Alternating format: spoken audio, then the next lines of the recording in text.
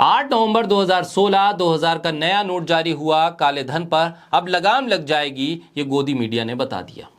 19 मई 2023 2000 के पुराने नोट बंद, काले धन पर लगाम लगेगी।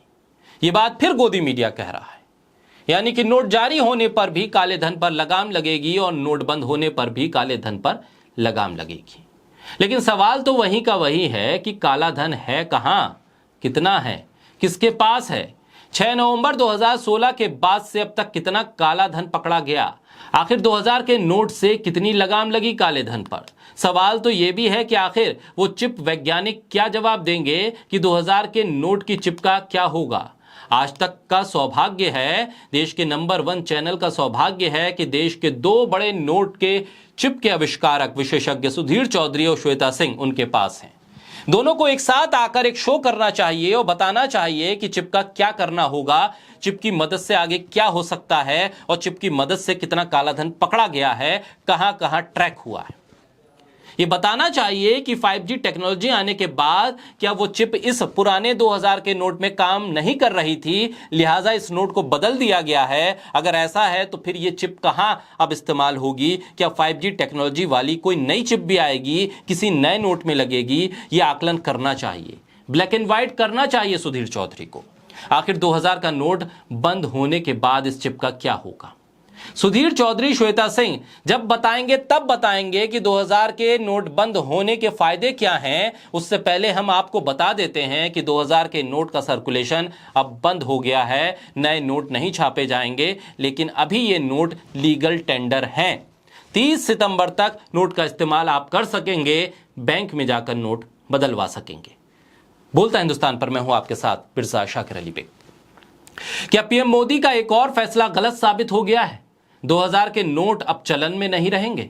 याद रहे, नोटबंदी के वक्त जब यह फैसला लिया गया था और इस 2000 के नोट को लाया गया था, तब दावा किया गया था कि इससे काला धन खत्म हो जाएगा, भ्रष्टाचार खत्म हो जाएगा। तो क्या सारे दावे पलट गए? कर्नाटक में जिस तरह से पैसों का खेल हुआ है, भ्रष्टाचार की बोली लगी है, नोट पकड़े गए हैं, लग तो यही रहा है कि दावे उलट पड़ गए हैं। 2000 के टोटल नोट 370 करोड़ छपे थे। 2016 और 17 में 350 करोड़ नोट छापे गए। 2017-18 में 15.10 करोड़ नोट छापे गए। 2018-19 में 4.70 करोड़ नोट छापे गए। 2019-20, 20-21 और 21-22 में 2000 का नोट छापा ही नहीं गया। 2000 का एक नोट छापने में 3 रुपए 95 पैसे का खर्च आया है, यानी 2000 का टोटल नोट छापने में लगभग 1461 करोड़ रुपए का खर्च आया। अब ये सारे पैसे पानी में डूब गए हैं। अब आप सोचिए कि हमारी सरकार की कितनी बड़ी दूरदर्शिता है, कितनी बेहतरीन पॉलिसी है, कितना आगे की सोचकर हमारी सरकार चलती है, कितने बड़े एक क्रांतिकारी फैसले लेती है। दुनिया की अभूतपूर्व सरकार है जिसको इकोनॉमिक्स के बारे में कोई ज्ञान ही नहीं है। यहां हर मंत्री, हर संतरी, हर एक नेता यहां पर अर्थशास्त्र का ज्ञाता है, उससे ज्यादा किसी को अर्थशास्त्र नहीं आता है।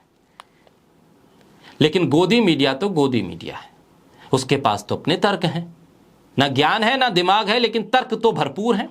आता जाता कुछ नहीं है, सिर्फ सरकार की ही चाकरी करनी है। बावजूद इसके गोदी मीडिया अब भी लगा हुआ है, बता रहा है कि इस नोटबंदी के भी क्या फायदे हैं। ये वही गोदी मीडिया है जो बता रहा था कि 2000 रुपए का जब नोट आ जाएगा तो करप्शन कैसे खत्म हो जाएगा, काला धन कैसे स्वाहा हो जाएगा। गोदी मीडिया की हालत यह है कि 2000 का नोट लाना भी मास्टर स्ट्रोक लग रहा था, अब 2000 का नोट बंद करना भी उसे मास्टर स्ट्रोक लग रहा है। ऐसे में सवाल है कि आखिर 99.3% नोट आरबीआई के पास वापस आ गए तो नोटबंदी ही क्यों की गई। तब भी एक्सपर्ट कह रहे थे कि 2000 का नोट काला धन बढ़ाएगा, तो इसे लाया ही क्यों गया। उस वक्त तो मंत्री, संतरी और बीजेपी के नेताओं की सुनी जा रही थी, क्योंकि वो ही सबसे बड़े अर्थशास्त्री थे।